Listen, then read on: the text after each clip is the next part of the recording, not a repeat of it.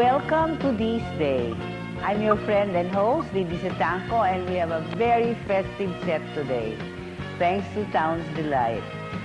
Here on this day, and as you can see, we have a very beautiful, festive set. And I'd like to thank my guest, si Andrew Pacumio of Towns Delight, who brought all these nice things. Andrew Pacumio, hello Andrew. Hello. He's the General Manager of Towns Delight, the caterer of Cavite, General Manager of the Republic of Cavite Restaurant in Trece Martires City, the General Manager of Wedding in the Sky, the soul of Philippine weddings.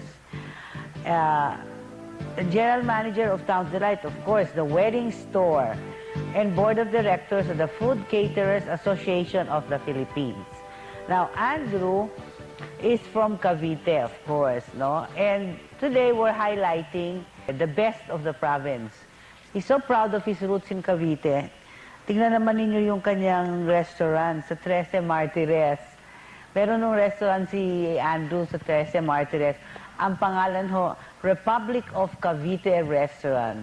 Di ba? Correct. Republic of Cavite Restaurant, so in Trece Martires City. So it's like a replica of the shrine. So Of Aguinaldo's house. Of Aguinaldo's house. Okay. Ngayon, Andrew, puntahan natin ngayon si Mama Sel. Ano ho ba itong tamales Cavite? Rice. Oho. Or para medyo siya maging fake ng kaunti, lagay ng malagkit. Then you toast it, then grind it. Masarap. Malamis-namis. And spicy. And spicy. Okay. Ito ho'y lihim ni Lola with latik. Ito po yung toppings natin. Yung po Ito yung latik. toppings. Opo.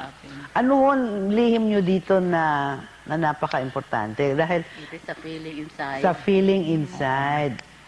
At teka nga. Ito'y very Christmassy, hindi ho ba? Itong lihim ni Mama Sel. Salted egg. Aha. It is another filling. Ano yon? Hindi ko mahulaan. Which is the secret. Yun Which po is ang the secret. Opo. Kaya hindi ko mahuhulaan yun. Ito, pwede nyong i-request ito kay Mama Sel sa Towns Delight. Pwede nyong ipanregalo sa Pasko, hindi ba? Opo, They can pwede order from you. Ito po yung ating galantina. Okay. Walang Pasko yata sa Cavite na walang galantina, hindi ba? Pang Noche Buena. Noche Buena. Opo. Noche Buena. Okay. Ano ho ang kaibahan ng Cavite na chicken galantina? Ang ating pong chicken galantina, aside from yung mixture ng chicken and pork, ito po may water chestnut saka green olives. At tapos meron siyang sauce. Yan po yung giblet sauce. Yung pong balunan ng manok. Balon-balunan. Bakit maputi? Nilagyan po namin ng cheese and milk.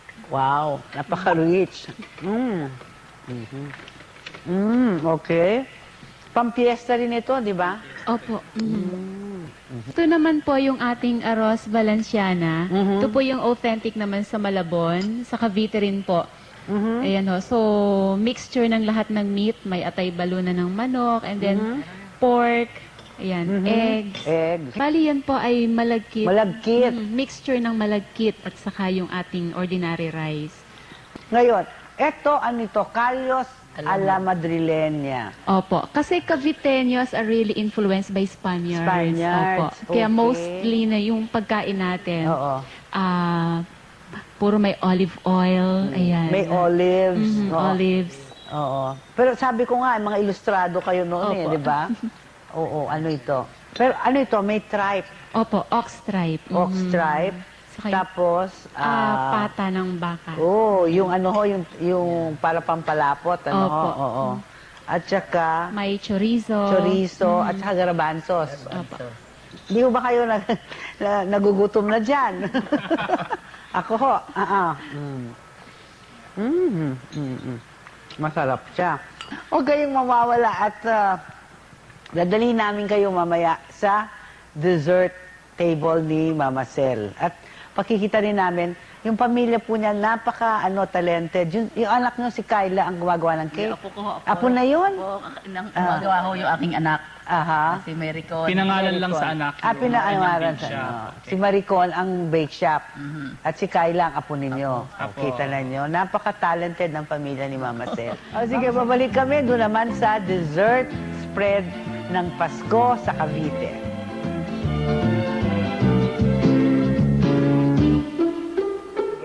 Dito naman, ang aming susubukan ni Milo ay chocolate fountain. Do you know what the chocolate fountain is? Ito ho yung pinagkakaguluhan ngayon sa mga catering na chocolate fountain. Anong ginagamit ho ninyong chocolate dito po? Belgian chocolate. Belgian chocolate. So, whether puti siya o dark chocolate, Belgian chocolate. Ganito ho yan. Ito, pwede kayo ng fruits, no? Pwede kayo ng fruits. Ito, apples, no? Tapos pwede rin kayo sa mga bata, yung mga bagets ho, tuwan-tuwa dito sa marshmallow. Pero double kill yun no? Double chocolate. Ngayon, tapos ito, merong innovation ang Towns Delight. Ito po ay bread sticks, right? You dip, oy, naku po. Ayan. Ayan. Okay. Explain mo pa nga yung chocolate fountain mo kasi makain ako. Sa chocolate fountain po namin, meron kaming iba't ibang mga desserts na pwedeng lagyan ng chocolate. Ito po yung ating, ito po yung cream puff balls. And then yung pati yan. Opo. Okay. So, swan puff, fresh apples on stick, ating pong breadsticks, and then pwede rin po ang marshmallow. So, yun po. Okay. Actually, pwede magkaroon ng mga innovations kung ano yung available sa market. You know? Pineapple. Pineapple. Fresh grapes. Yan ha. Kiwi. Strawberry. Kiwi. Strawberry. Pero ito pala pati itong puff ninyo. Opo. So, usually Eto. meron po tayong barbecue stick o kaya ay cocktail Oo, toothpick. tsaka puff. Yan ha. Okay. Maganda ho ito pag may party kayo dahil pagkahaguluhan, ito mismo pinagkahaguluhan na Opo. Tapos, Mama Sel, yung tulong nyo nga yung Sa Kyla's ensaymada. Bake Shop. Anong kaibahin yan sa ibang ensaymada po? But Ilapit we ko use lang. queso de bola for special ensaymada. Okay. So, more especially kapag nga Pasko, so it's more special, we put salted egg or Salted eggs, okay. queso de bola, so that makes it even more special. Yun, yung parang yan, yung parang coffee ring yun? Yeah, o it's ano? a cake, so Christmas wreath. We call it Christmas wreath. With Christmas glazed cookies on the sides. Okay. So you can have that as a yung centerpiece. As one of the centerpiece in the dessert, so binake namin yan sa aming bake shop at ang pangalan ng aming bake shop ay Kyla's Cake. So, Connie, ano itong nandito? Meron pa tayo. Ito po yung gawa rin ng aming bake shop, Christmas glazed cookies. And then meron po tayong mahamais na dilaw. Okay. At ito naman po yung pandan puto with itlog na pula. Pwede pala mag-order kay Mama Sel, no? O, mamaya lalagay namin yung scroll namin, yung kanilang contact numbers kung gusto nyo mag-order ng food to go. Kung tinatamad na kayo kumain, hindi naman sila tinatamad mag-serve. Maraming salamat.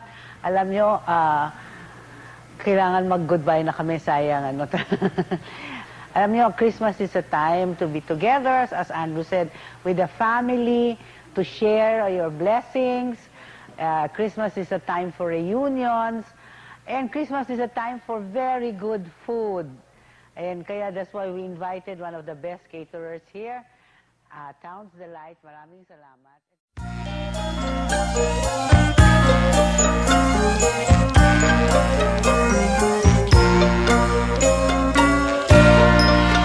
Sa Pasko